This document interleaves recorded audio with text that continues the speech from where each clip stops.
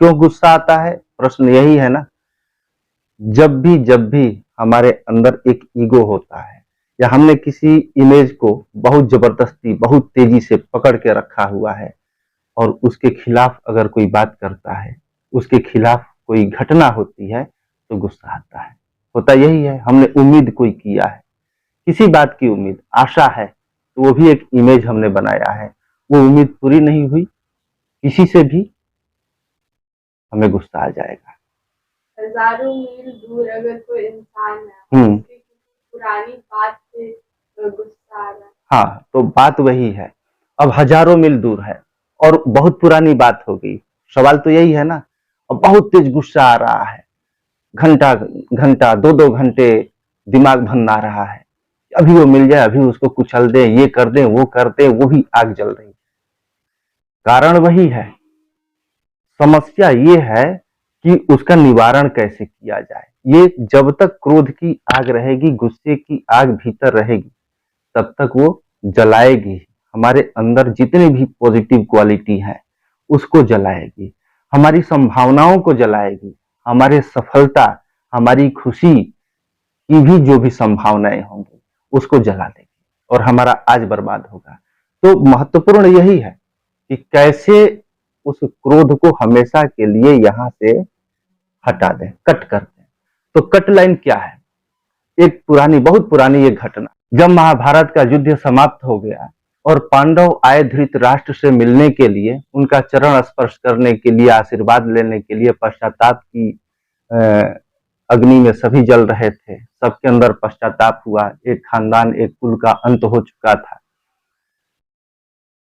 भीम से मिलने के लिए, गले मिलने के लिए इच्छा व्यक्त किया धृतराष्ट्र ने, और श्री कृष्ण इस उनकी मंशा को पहले से ही जानते थे, इसलिए भीम के आदम कद एक मूर्ति बना रखी थी उन्होंने, और भीम की उसी मूर्ति को फौलाद की बनी हुई, लोहे की बनी हुई मूर्ति थी, और उसके सामने रख दिया धृतराष्ट्र के सामने, क्योंकि वो आंखों से अंधे थे, देख नहीं सकते थे, और उससे वो गले मिलने गए भीम समझकर धृतराष्ट्र, और धृतराष्ट्र बहुत बलशाली थे, गले मिले, लेकिन उनके अंदर क्रोध भरा हुआ था, क्योंकि उनके पुत्र, सबसे प्यारे पुत्र दुर्योधन का उसने वध किया था और क्रोध उनके अंदर था, और उसको इतने जोर से गले उन्होंने लगाया कि वो फौलाद की बनी हुई मूर्ति चकनाचूर हो गई, और उसके बाद वो बैठकर वहीं पर गिर गए और रोने लगे, विलाप करने लगे पश्चाताप में कि मैंने भीम जैसे अपने प्यारे पुत्र को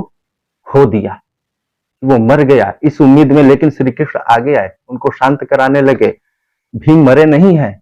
उनको आश्चर्य हुआ, तब उनको एहसास हुआ, क्यों? क्योंकि उनका सारा क्रोध गल चुका था। ये प्रोसेस है, भगवान कृष्ण इस चीज को जानते थे, और आधुनिक विज्ञान के युग में मनोवैज्ञानिक रूप में इसको कैथारसिस कहते हैं। भाव का शमन कैसे किया जाए, उसका विरेचन कैसे किया जाए। विरेचन जो है आयुर्वेद का एक शब्द है, जिसमें शरीर की शुद्धि के लिए वैद्य लोग इसका प्रयोग करते हैं। तो वही हम भावना के क्षेत्र में कैसे करेंगे, जो भगवान कृष्ण ने किया था। अब यहां पर 3 प्रोसेस में बता रहा हूं। पहला नंबर, आप कोई एक तकिया ले लीजिए या एक पत्थर ले लीजिए और उसको वही व्यक्ति समझकर उसके ऊपर वार करिए बार बार, जिसने आपके ईगो को हर्ट किया है, जिस पर आपको बार बार गुस्सा आ रहा है। आप समझ जाइए कि यही सामने है, और उसको बार बार, उसको जितनी जोर से आप उसको मार सकते हैं, अपने गुस्से को, अपने क्रोध को बाहर निकलकर गलने दीजिए, और बार बार जितनी बार कर सकते हैं, जब तक थक न जाए उतनी बार करना है इसे, और 7 दिन तक।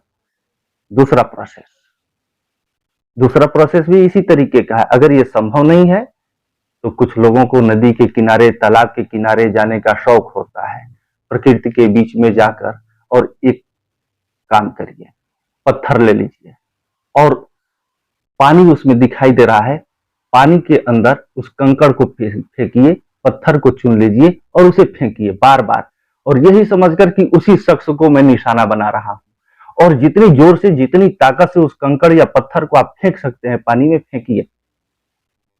ये 7 दिन। तीसरा प्रोसेस, इसमें से कोई भी प्रोसेस अपना लेना है। आप डायरी ले लीजिए, आपके पास समय नहीं है कहीं बाहर जाने के लिए, बहुत सभ्य तरीके से करना चाहते हैं, एक डायरी ले लीजिए, समय निकालिए 10 से 15 मिनट, इससे अधिक समय देने की जरूरत नहीं है, और बहुत सहज रूप में आपका क्रोध शांत हो जाएगा हमेशा के लिए, उसका विरेचन हो जाएगा, उसका कैथारसिस हो जाएगा। कैसे होगा? अब उसको डायरी में लिखिए और उस सामने वाले आदमी के इमेज को सामने रखिए और जो कुछ भी उसके बारे में लिख सकते हैं लिखते जाइए। आपकी डायरी है, आप जिस भाषा का प्रयोग कर सकते हैं, जो आपके मन में उसके प्रति आता है, क्रोध के रूप में जो भी शब्द आते हैं उसको लिखते जाइए।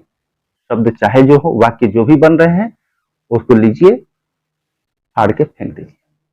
दूसरे दिन, तीसरे दिन, 7वें दिन आते आते आप पाएंगे कि अब उसके प्रति मेरे मन में कोई न नफरत है, न क्रोध है, न कोई निगेटिविटी है। एक सहज रूप में आप कुछ लिख ही नहीं पा रहे हैं, बल्कि भीतर से आपकी भावना निकल रही है, उसको दुआ दे रहे हैं, आपके अंदर से सद्भावना निकल रही है।